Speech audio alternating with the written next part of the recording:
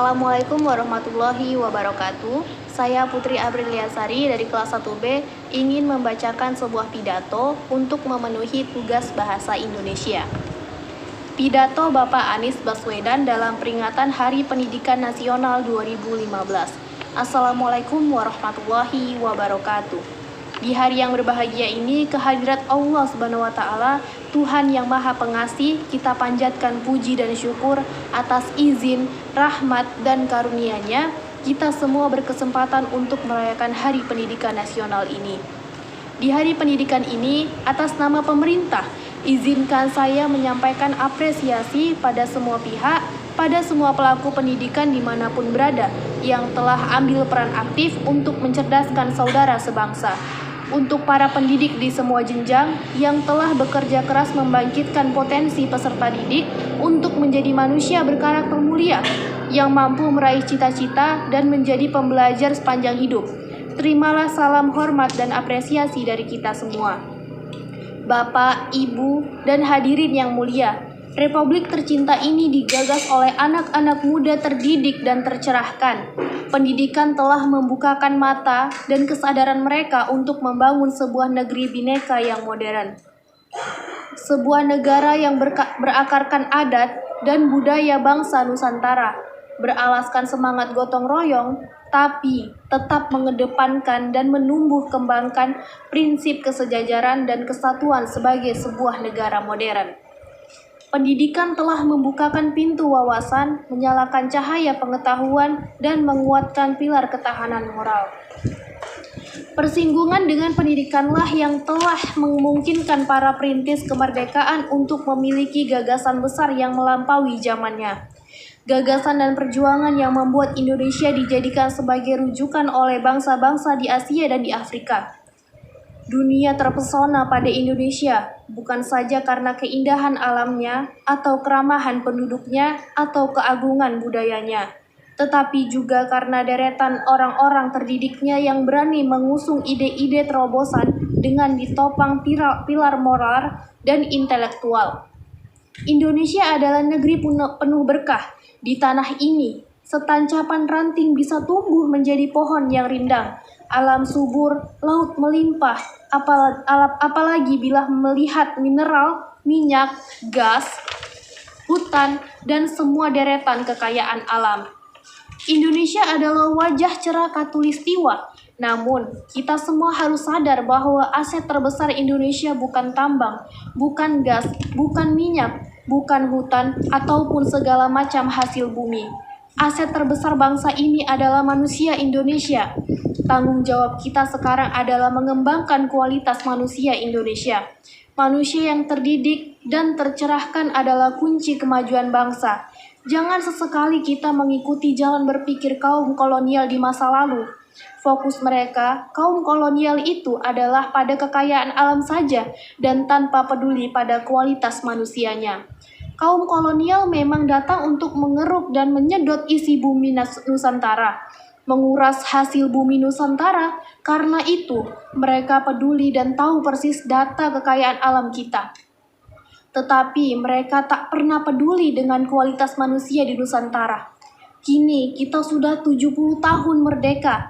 Kemerdekaan itu bukan hanya untuk menggulung kolonialisme, melainkan juga untuk menggelar kesejahteraan dan keadilan sosial bagi seluruh rakyat Indonesia. Jangan sampai kita hanya tahu tentang kekayaan alam, tetapi tidak tahu kualitas manusia di negeri kita. Kita harus berkonsentrasi pada peningkatan dan pengembangan kualitas manusia. Kita tidak boleh mengikuti jalan berpikir kaum kolonial yang terfokus hanya pada kekayaan alam tetapi melupakan soal kualitas manusia. Mari kita jawab, tahukah kita berapa jumlah sekolah, jumlah guru, jumlah siswa, jumlah perguruan tinggi di daerah kita? Tahukah kita berapa banyak anak-anak di wilayah kita yang terpaksa putus sekolah? Tahukah kita tentang kondisi guru-guru di sekolah yang mengajar anak-anak kita? Tahukah kita tentang tantangan yang dihadapi oleh kepala sekolah dan guru untuk memajukan sekolahnya? Lebih jauh lagi, berjuta jumlahnya putra-putri Indonesia yang kini telah berhasil meraih kesejahteraan. Pada kita yang telah sejahtera itu, jelas terlihat bahwa pendidikan adalah hulunya. Karena pendidikanlah, maka terbuka peluang untuk hidup lebih baik. Pendidikan itu seperti tangga berjalan yang mengantarkan kita meraih kesejahteraan yang jauh lebih baik. Pertanyaannya, sudahkah kita menengok sejenak pada dunia pendidikan yang telah mengantarkan kita sampai pada kesejahteraan yang lebih baik? Pernahkah kita mengunjungi sekolah kita dulu? Pernahkah kita menyapa, bertanya kabar dan kondisi, serta berucap terima kasih pada guru-guru yang mendidik kita dulu? Pernahkah kita menyapa kembali dan menyampaikan terima kasih pada dosen-dosen kita? Bagi kita yang kini berkiprah di luar dunia pendidikan, mari kita luangkan perhatian, mari ikut terlibat memajukan pendidikan. Mari kita ikut iuran untuk membuat generasi anak-anak kita bisa meraih yang jauh lebih baik dari yang berhasil diraih generasi ini. Dan iuran paling mudah adalah kehadiran. Datangi sekolah, datangi guru, datangi anak-anak pelajar, lalu terlibat untuk berbagi, untuk menginspirasi, dan terlibat untuk ikut memajukan dunia pendidikan kita. Bapak, Ibu, dan hadirin yang berbahagia, wajah masa depan kita berada di ruang-ruang kelas. Akan tetapi, hal itu bukan berarti bahwa tanggung jawab membentuk masa depan itu hanya berada di pundak pendidik dan tenaga kependidikan di institusi pendidikan. Secara konstitusional, mendidik adalah tanggung jawab negara, namun secara moral, mendidik adalah tanggung jawab setiap orang terdidik.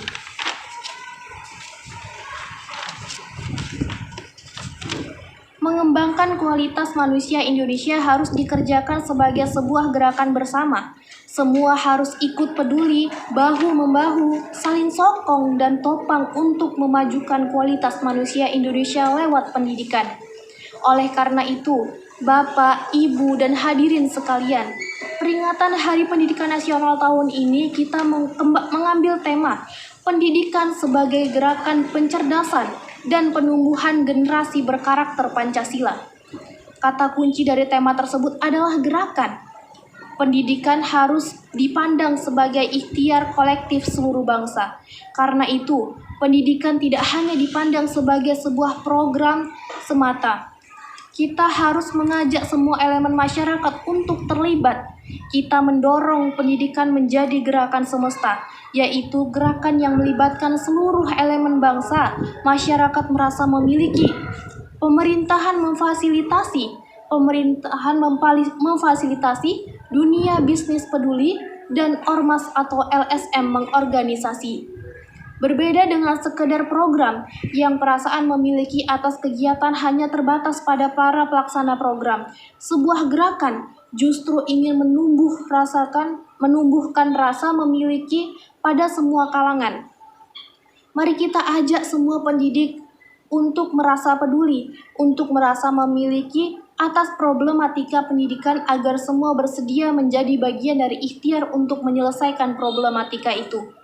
Gerakan pencerdasan dan penumbuhan generasi berkarakter Pancasila adalah sebuah ikhtiar mengembalikan kesadaran tentang pentingnya karakter Pancasila dalam pendidikan kita. Sudah digariskan bahwa pendidikan bertujuan untuk mengembangkan potensi peserta didik agar menjadi manusia yang beriman, bertakwa kepada Tuhan Yang Maha Esa, berakhlak mulia, sehat, berilmu, cakap, kreatif, mandiri, dan menjadi warga negara yang demokratis serta bertanggung jawab.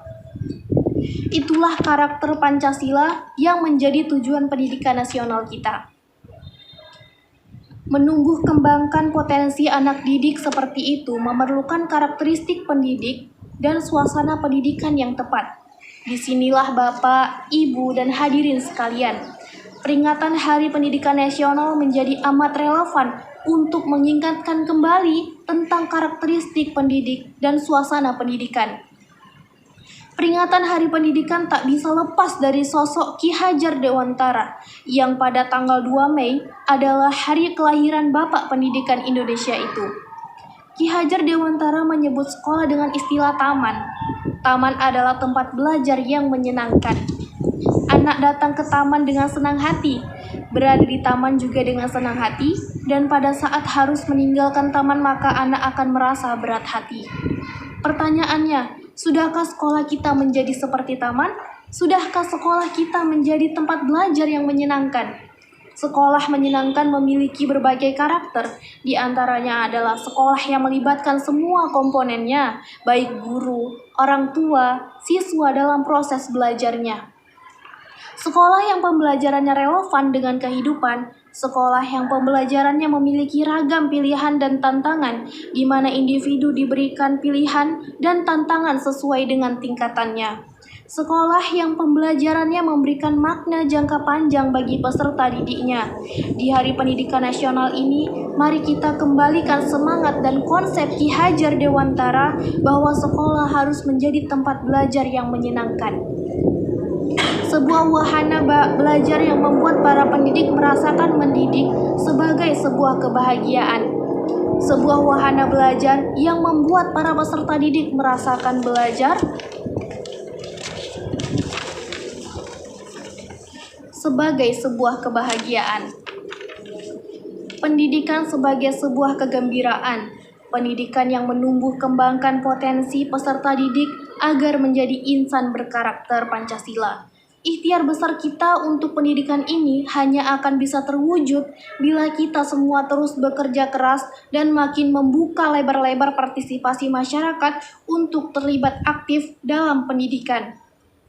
Mulai hari ini, kita harus mengubah perspektif bahwa pendidikan bukan hanya urusan kedinasan di pemerintahan, melainkan juga urusan kita, dan ikhtiar memajukan pendidikan adalah juga tanggung jawab kita semua.